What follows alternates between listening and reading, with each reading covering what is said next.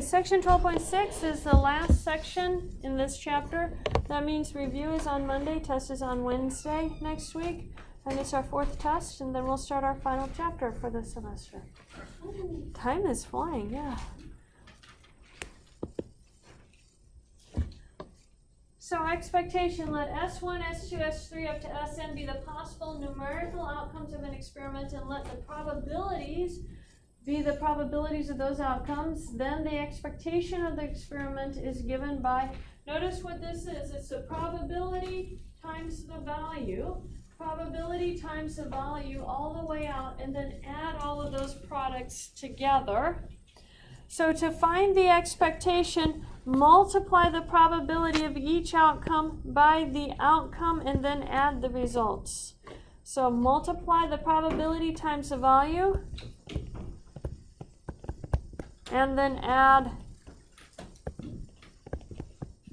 the results. Multiply probability by value, add the results. It's really not a hard formula. You just have to figure out what those probabilities are. Most of the time they're going to give them to you, but not all the time. So let's look at an example here. According to the mortality tables published in the National Vital Statistics Report, the probability that a 21-year-old will die within 1 year is approximately 0.000962. Suppose that the premium for a 1-year $25,000 life insurance policy for a 21-year-old is $32. What is the insurance company's expectation for this policy? In other words, everything is from the point of view of the insurance company. If the person dies, they pay out $25,000. If the person lives, they get $32. Okay, it's a one-time payment for this. So from the insurance policy, I'm going to make a table right here. This is a value, and this is a probability. So the value that the insurance company, if they don't pay anything out, if he does not die, they will gain $32, and the probability that someone does not die is 1 minus 0.000962. Probability that they don't die. Now, if the 21-year-old dies, then they pay out 32 minus the $25,000. That's how much they lose, because they have been paid $32. They're paying out $25,000, so what is a change on that? That's how much they're going to lose. And that happens with the probability of 0.000962. I'm simply going to now multiply. I'm going to find the product of these values. So I have 32 times 1 minus 0.000962, and then 32 minus 25,000 times 0.000962. So 32 times, got two parentheses, 1 minus 0.123962 is 31.969. We'll keep it with 3 decimal places. And then the 32,000 minus the 32 minus the 25,000.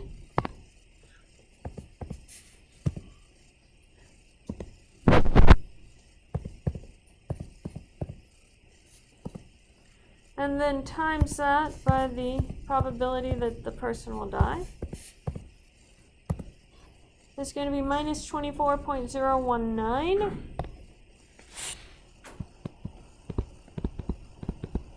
And now I'm going to add this together.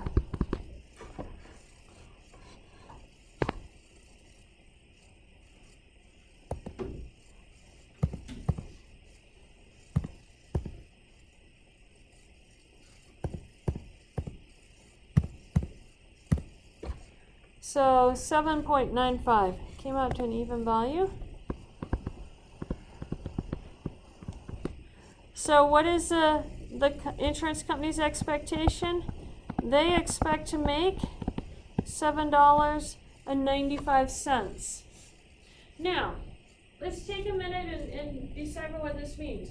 Does this mean that for each policy of a 21-year-old, they are going to get $7.95? No, because some 21-year-olds aren't going to die. In fact, the majority of 21-year-olds aren't going to die. So in fact, for the majority of 21-year-olds, they're going to get $32 for each one of them. But some of the 21-year-olds have motorcycle accidents or car accidents or something, and they die. They lose $25,000. They pay out $25,000 each time a 21-year-old dies. If you add up together all of their profits and losses and average it over the total number of people that have died, all the 21-year-olds that have died, they get approximately $7.95 per individual, both living and dead. So this is, if you repeat this process billions of times, that's approximately what they're getting per policy. Does that make sense? This is the expectation of what they're going to get per policy over billions of policies. That's how insurance companies can stay afloat. Now, of course, when you have a catastrophic disaster, that's what sinks an insurance company, because you have millions of people that are affected by catastrophic disasters, and then they have to pay out to everybody.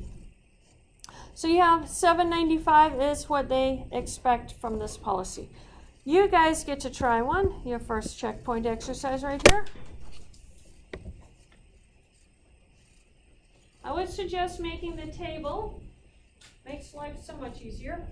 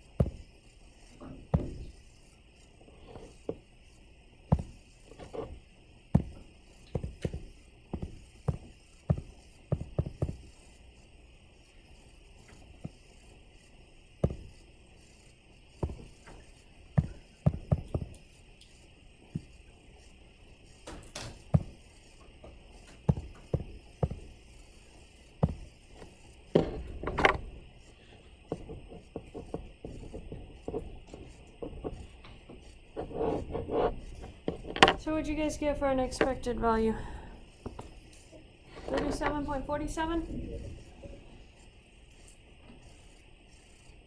Is that no? You didn't get it?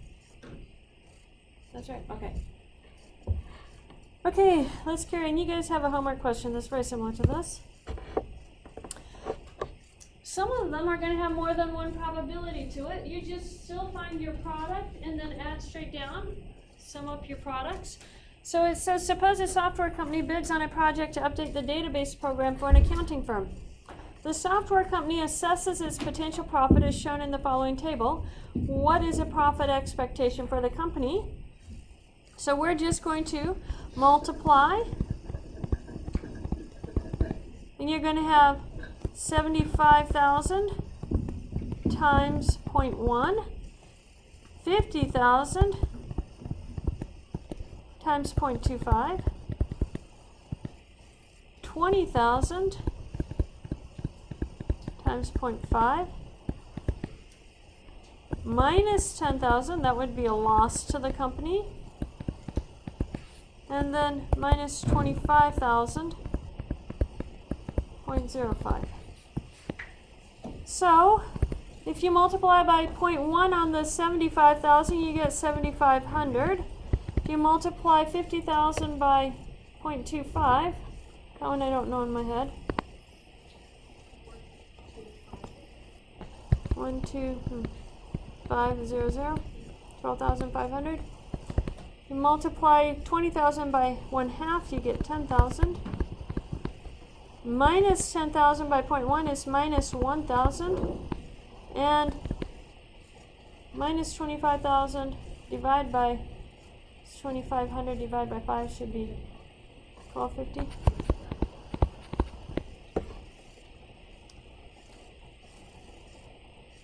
Okay, add them straight down.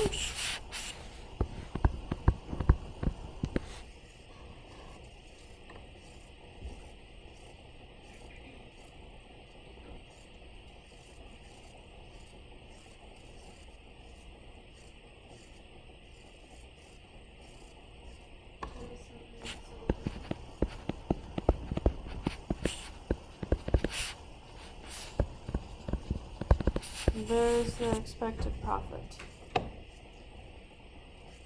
Does that mean that this particular time that they do the job, are they going to make that amount of money? No. They'll make one of these amounts of money right here. But if they repeat the same job millions of times, this is what their average amount per job is going to be. And that's what the expected value means. Any questions on that? Okay? You guys get to try one.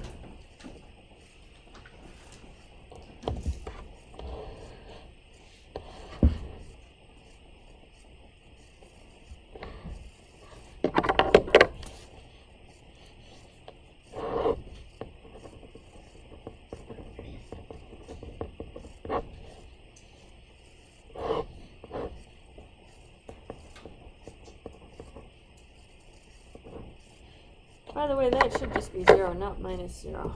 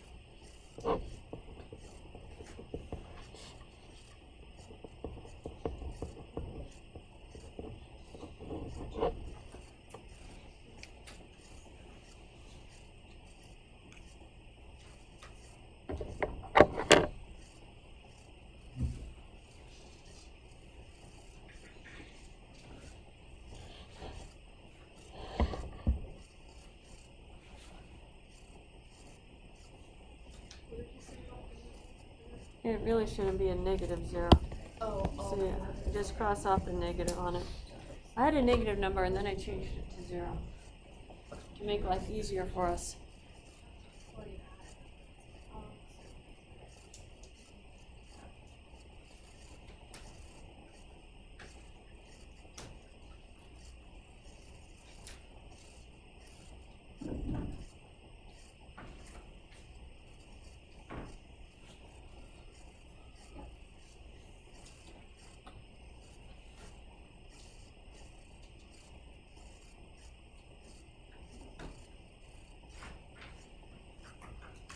What did we get for an answer?